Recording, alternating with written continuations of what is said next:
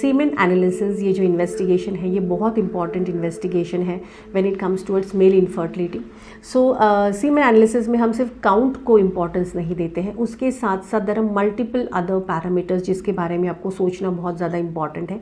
वैसा ही एक बहुत ज़्यादा इंपॉर्टेंट पैरामीटर है that is called as liquefaction, semen liquefaction. तो सीमेन लिक्विफिकेशन टाइम जो होता है it is equally responsible and equally important when it comes towards conception या successful implantation or fertility we can say। तो semen liquefaction time जो होता है that should be between 15 to 30 minutes और maximum up to 60 minutes। तो इसका significance क्या है? तो basically semen जो होता है वो शुरुआत में it's in a thick gel state and which is transitioned into a liquid या watery state।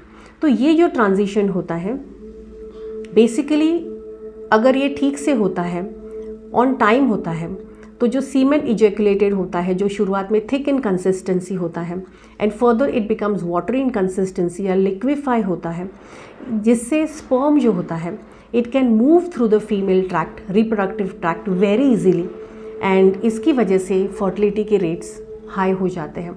लेकिन अगर the liquefaction time is very low तो इसकी वजह से द सीमेन जो होता है वो थिक रहता है एंड इसका ट्रांजिशन वाटरी में नहीं होता है and that's why the sperm can not move ahead and through the reproductive tract and fertilize the egg.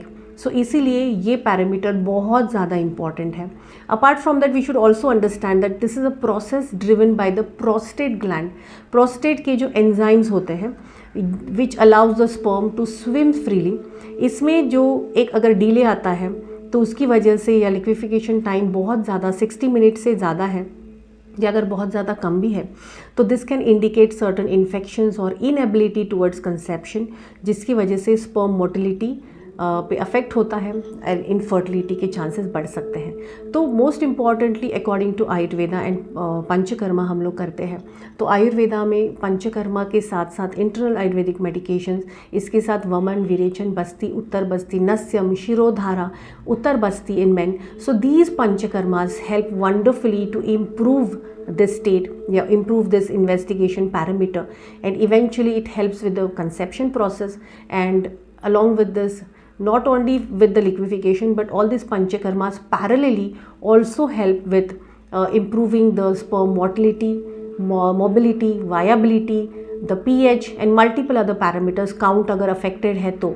so इसीलिए we have to take care of the parameter beforehand and then go ahead for the treatment।